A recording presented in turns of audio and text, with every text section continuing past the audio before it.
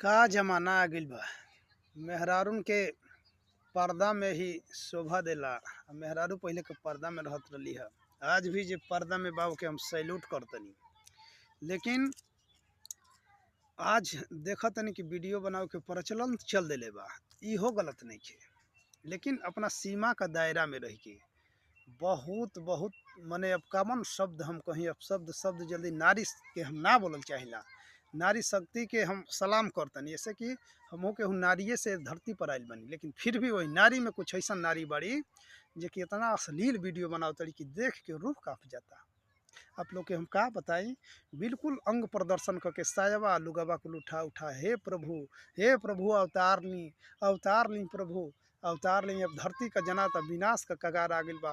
हे नारायण अवतार ली त्राहिमाम प्रभु, ये संकट के घड़ी से धरती के बचाई त्राहिमाम।